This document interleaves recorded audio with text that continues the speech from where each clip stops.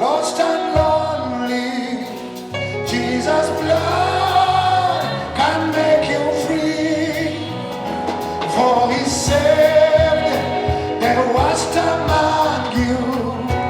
When He said, "Arise like me," and I know, yes I know, Jesus' blood can make us free.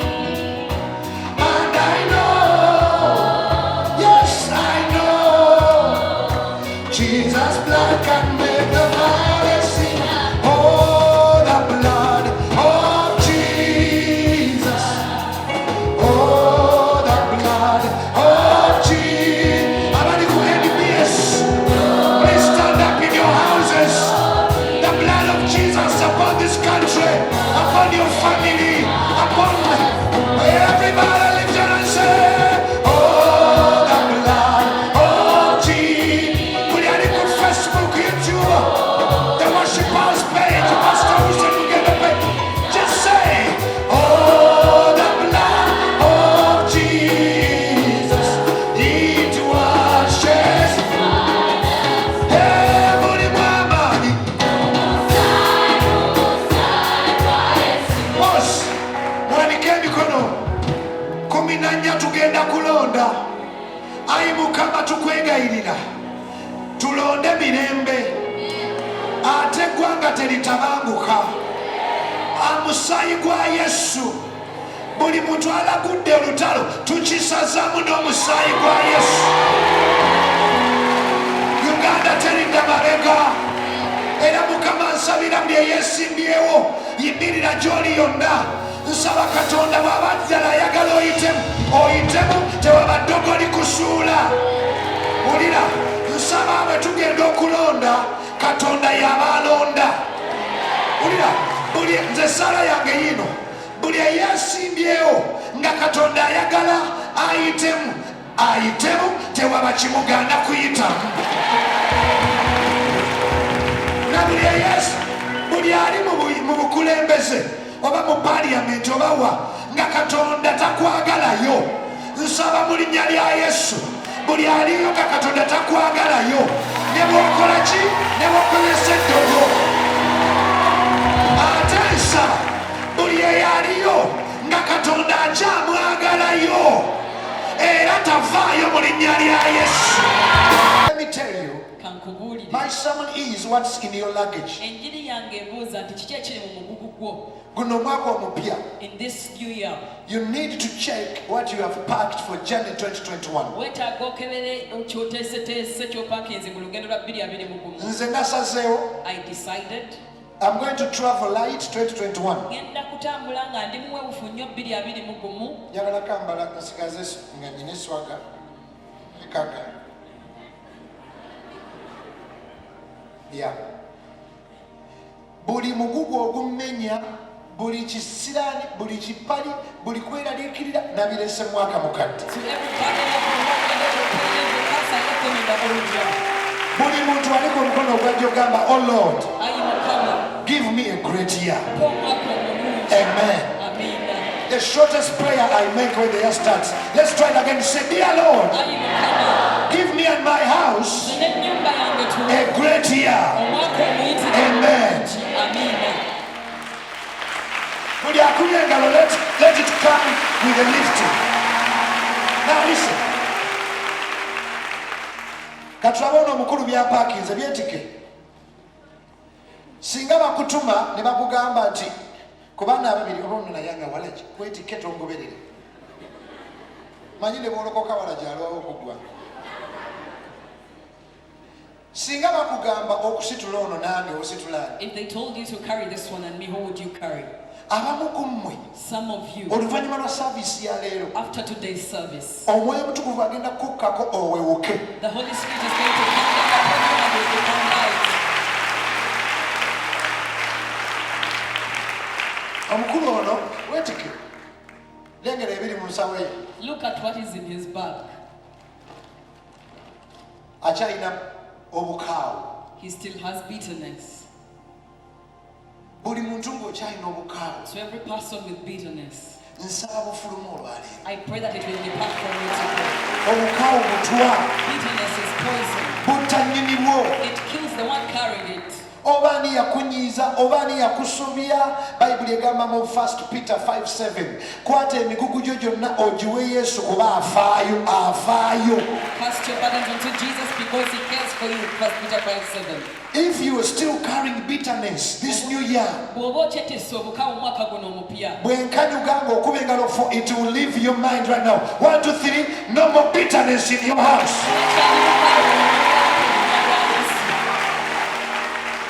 omukulu ono this gent akyalina faithlessness still has faithlessness, obutakkiriza. gwomanyi waliwo omuntu omu namugambye guno omwaka gugenda kuba mulungi nagamba ebyo mbiwulira buli mwaka nga gutandika I normally hear you say that the year is going to be good, so katonda ntumye nkugambye the Lord has sent me to tell you. beeramu n'okukkiriza okutono ng'akasigo kakalidda A little faith as small as a mustard seed. buli aliko MBS buli ali ku Facebook beeramu nekana akagamba omwami wange nandimulaba guno omwaka nandirinnye ennyonyi guno omwaka ngenda kubona nzirayo ku mirimu gyange beeramu naaka akagamba naye katonda nga bwali katonda ate mbabuulire mpulira mu sipiriti yange nga guno omwaka gwe mwaka ogugenda okubeeramu obugabirizi bwa sente z'otakwataga kuba kibasi little faith as a mustard seed Okukkiriza kutono nnyo ng'empeke ya kalidaayi. 1 2 3 faithlessness Obutakkiriza. olaba omugugu gumumenya His burden is so heavy on him. alina frustration Yeetamiddwa.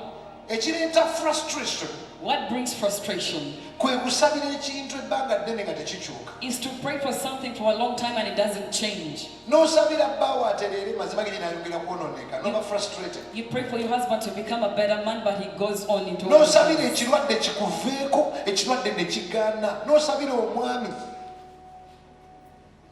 waliwo oli yagamba munne nanga abasajja bonna bali mu kkomera eruzira All men are in prison at Luzira, somebody told a friend. n'onoonya omulimu ne gukubula You look for a job and you fail to get one.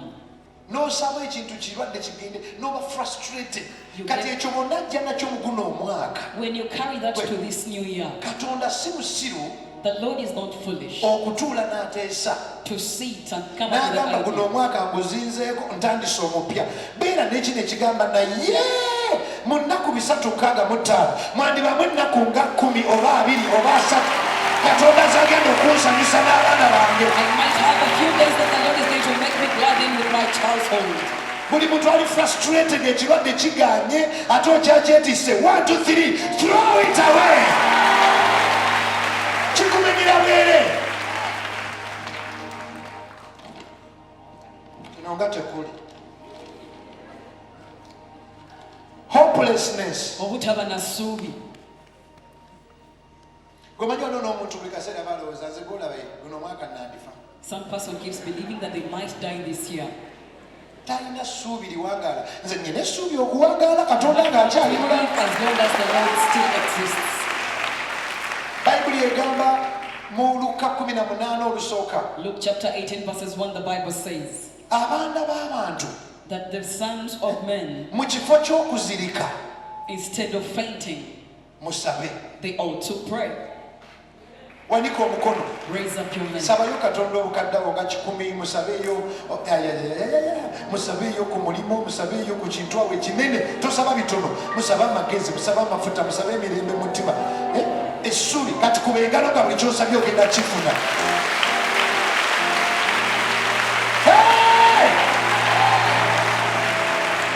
bayibuli egamba nti omuti ne bwe bagutema ne guvunda n'ekikolo ne kikala When a tree is cut and even the shoot rots, gusobola okuloka it still has hope of nangirira waliwo omuntu andaba oba otudde wano beera n'essuubi kino ekyobutaba na ssuubi kikanyuga eri ojja kuloka Throw away hopelessness, you're going to sprout in the name of Jesus.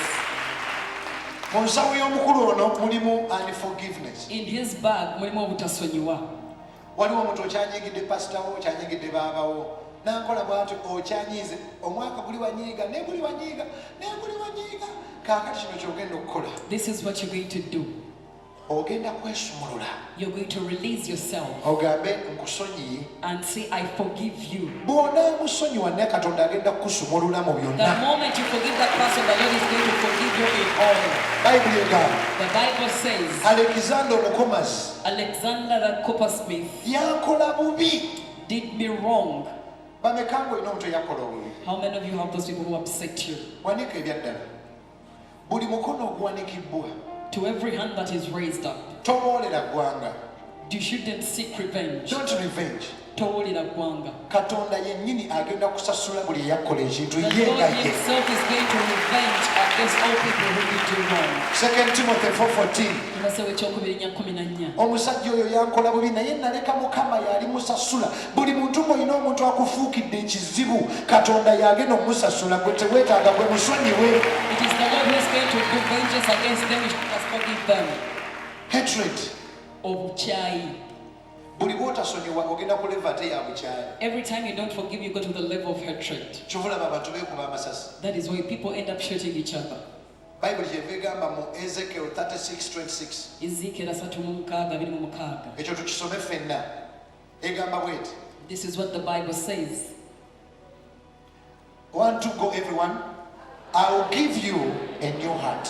Buli muntu mwina omutima ogubi Mukama akumpeera omutima omupya. May the Lord give you a new heart if you have an evil. Buli atta banne buli aloga banne. May the Lord give you a new heart. Mukama akuwe omutima omupya.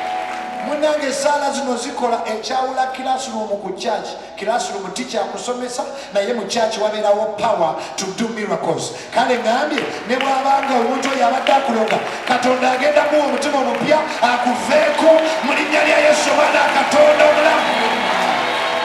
So don't carry hatred in the new year. Teweetikka bukyayi mu mwaka mupya. It will bind you. Bujja kukusiba. Sonyiwa abakola obubi. Forgive those that hurt you. Bayibuli egamba ngenda kuwa omutima omupya. I will give you a new heart. Nkuggyemu omutima. Let's read it.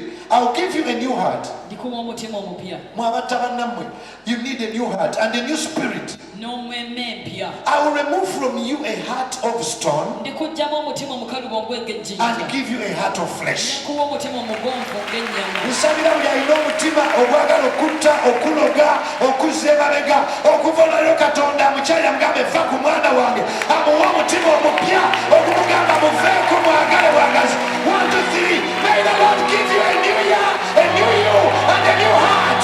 Mukama akuwe omwaka omupya n'omutima Kuba omupya. engalo mu linnya lya Yesu. Amen. 1, 2, 3. It's a new year. Hatred. Obukyayi. And finally, N'ekisemberayo ddala. I've decided Nsazeewo this new year, mu guno omwaka omupya me not going to do nothing with negative people. sigenda kukwatagana yadde n'omuntu ayagaliza obubi oba ayatula obubi. Did you hear my English? Me got nothing to do with negative people. Siyina kakwate konna ku bantu babi oba bakola bubi. Negative people can drain. Abantu abo basobola okukukaza, They can slow you. basobola okukusoobya. Gwe lowooza ku muntu yakola essimu. Think about somebody who manufactured a phone. N'agamba ngenda kukola ekintu ng'osobola okubeera mu Africa n'oyogera ne munno ng'ali New York. Abamuliraana bonna bandigambye ekyo tekikola ki? Tekisoboka. Yagamba nti nja kukola ettaala ng'erako ekiro. Tekisoboka. Kasita weeriraanye abantu abatakkiriza ababeera nga bo babeera negative. Babeera negative. Abantu abo bagenda kuziika tonnafa. Kaakati guno omwaka bagenda kuva mu nsawo yo. This year they are coming out of the name of Jesus. Buli muntu alina abantu abakolimira abatakwagaliza. Waliwo omusajja imaamu. There is an imam. Imaamu oba bwe makindye. I think he comes from Imaamu the w'emuzikiti.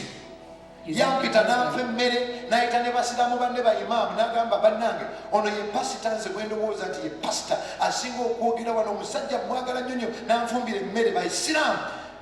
Oyo omusajja ne mmuliraana okumala omwaka gumungula ennyonyi. If I were close to him for a year, I would buy a Awulira nti ndi wakabi mbeera n'oyo omusiraamu okusinga gwe omulokole abeera njogera ebigambo bw'onkolimira abantu abali negativu ate gwe kankunnyonnyole bw'otaabajje mu bulamu bwo togenda kubaako kyofuuka 2021 negative people. omugamba nti nja nfa ku mwenge agamba tekisoboka ne jjajjawo yagunywa nze gwolaba nja wasa omukazi omu tekisoboka wane baffe bawasa mukaaga. Negative people will kill you. May the Lord take them out of your life. Hear it out. And I can prove it. nsobola nnono kikakasa ekyo kikolako obukakafu. Yesu Kristo Jesus Christ, omusajja omukkakkamu. the very calm, humble man. Abantu abali negative bamusobera. The negative people also perturbed him. Bayibuli egamba The Bible says, nayi 23 Matthew 9:23, mu nnyumba y'omufuzi. he entered the ruler's house. And saw the flute players and noisy and the noisy crowd. N'alaba abafuuyi b'emirere n'ekibiina ekyali kireekaana.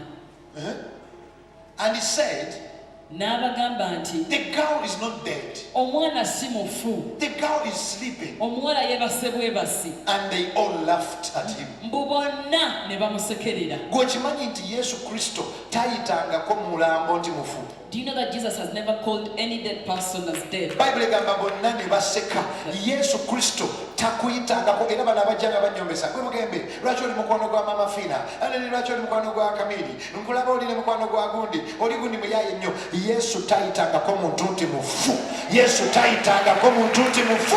Jesus has never called anyone dead. Era n'abagamba bakulu mufulume. And he told them to depart from the room. Mu bonna ne bamusekerera kubanga mu Yesu ye talaba kifu. Alabanga eyo bizinesi eyo marriage esobola okukola amaka gasobola oterera. Bwe baafuluma The moment they got out of the room, buli mwe tugamba bwe baafuluma the moment they stepped out, omwana n'azuukira. the girl rose up. Abantu abamu Some people, togenda nabo mwaka mupya tobakyalira tobakubira simu toyogerabo bali too negative. Naye Yesu akuleetera abantu abali positive abasuubira nti Katonda asobola. who expected the Lord can do something. Negative people, 1, 2, 3. So what's in my bag? Kati ki ekiri mu nsawo yange?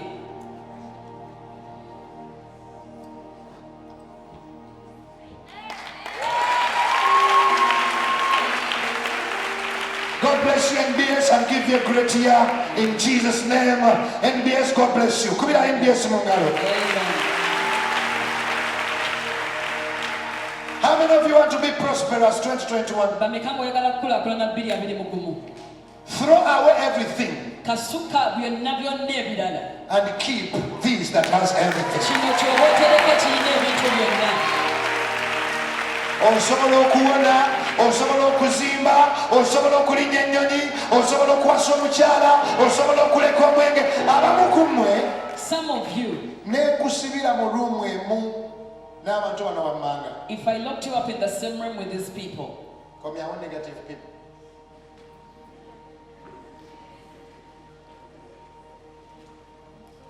Neekusibira mu ruumu emu if I locked you up in the same room, gwayagala okufa gamba tulabika tugenda kufa tulabika ebintu biganye. you who wants to die and you say that everything has failed. Tetukyafumbiddwa abasajja bonna benzi. Mukimanyi nti waliwo n'abawala abakkiriza nti omusajja tasobola mumuwasa ng'ali omu. There are certain girls who believe that they cannot have their husbands alone.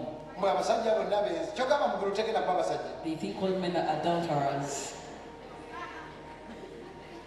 Bane mugulu tegenda kuba abasajja.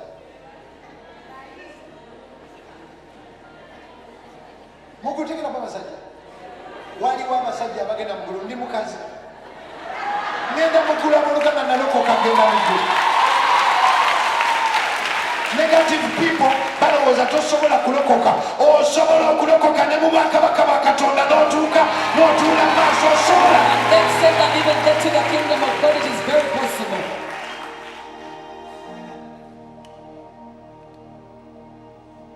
It's a new year. Mwaka mupya, Travel light. tambula ng'oli muwewufu. Sonyiwa abakozi bo. Forgive those that have hurt you. Funa omutima omupya. Get a new heart. Lekera okuloga banno. Stop bewitching others. Yogera bulungi. Ate waliwo ekibayita negative thoughts. Waliyo n'ebirowoozo ebibi. Kyolaba Yesu yabagamba mufulume. Ono omwana bw'aba n'azuukira mufulume. No wonder Jesus said to them that if this girl is to arise, they should first step out. Eno kyaki bwe beenayimirira waliwo abalina ofuluma waliwo n'abalina oyingira. If this church will stand, some people are supposed to step out and others will come in. Negative people. Bantu ababi. waliwo omwana omuwala mulungi nnyo nasanga munne nga amugamba sibamanyi abalungi tebafumbirwa. The beautiful girls never get married. I found a friend telling another. babeerawo okwemoola bwemozi n'abasajja babakozesa ne babasuula nze olw'okuba najjula mwoyo ne nnyingira mu mboozi kino gye bammanyi hayi pasita ne mugamba ekyo ekigambo kyeyogedde kisazeemu kati kubanga bw'ona alowooza bw'otyo era bwe kigenda okuba kyogamba buli mufumbo mubi oba obulungi tebugenda kukusala ogenda kuba mukazi maama w'abaana ebyo byonna ebirowoozo ngenda kufa sigenda kufumbirwa nze genda kanyoga eri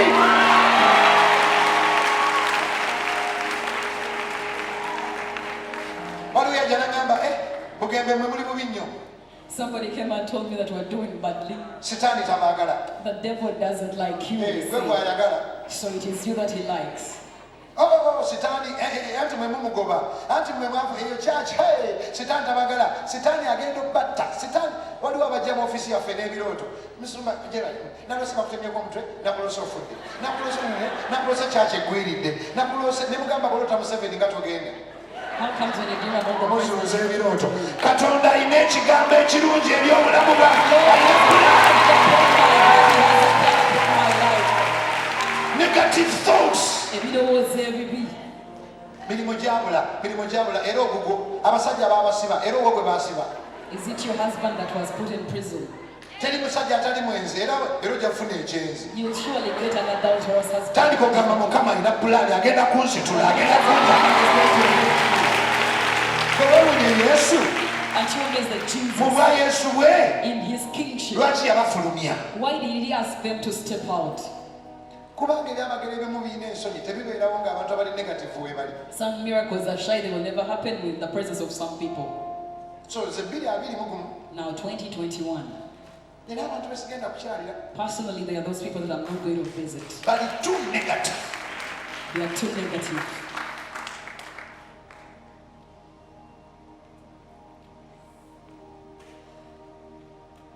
Kati waliwo oli abadde ampuliza buli ogeza amatama ogeza enyindo ogeza Somebody was telling me about my weight. Gwe buli obulwadde obwannuma gwemanyi dokita yaŋŋamba lya. The doctor told me to eat as possible as I could. Buli wenzira yiraba ebitama yiraba ennyindo kati nimbagamba kati nette abanene bafu abantu bunene buli labalaba ebitama. Actually mbadde ku lutalo lwa kufa oba kuwona kati okufa n'okugejja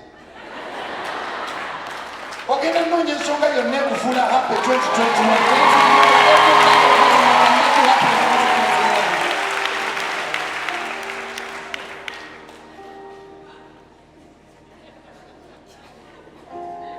Gwe worship house the next 10 years we are going to start it in all over different abantu ba worship house mugenda kuba bagagga bagamuba ogenda kuwona ogenda kuzimba take away the negative people.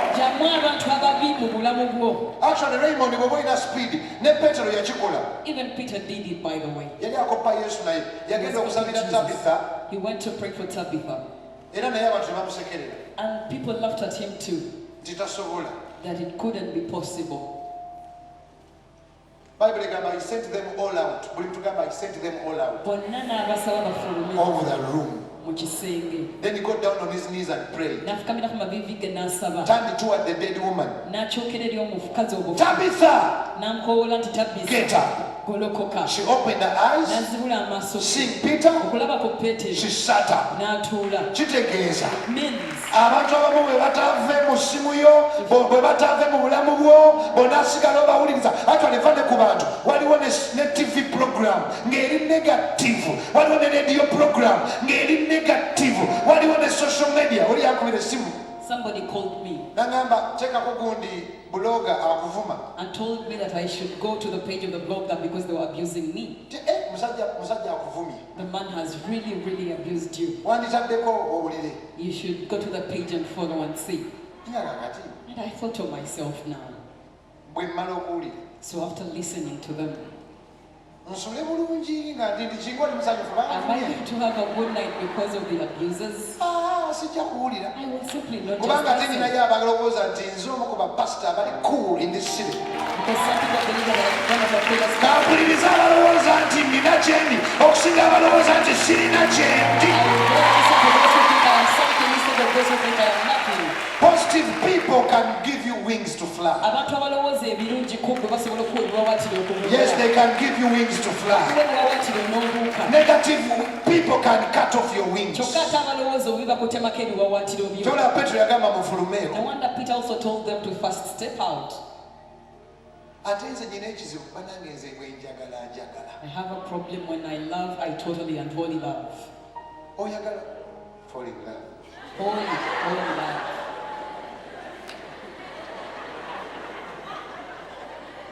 Banange nze manyi okwagala abantu ne bankosa. I know how to love people and they end up hurting me. Ne bankosa. They hurt me. Naye bwe mbasanga era ne smilinga. And when I find them, I keep smiling. Omuntu bane mugamba tosmilinga bakukosa ne nga ne bakukosa. They hurt you. Banange mbabuulire. Should I tell you something? Nze n'enjiri gye mbuulira. This sermon that I am preaching, Sigibuulira for the sake. simala gagibuulira. Omwoyo Mutukuvu aba nkozeemu omulimu. I am done. I'm done feeding negative people in my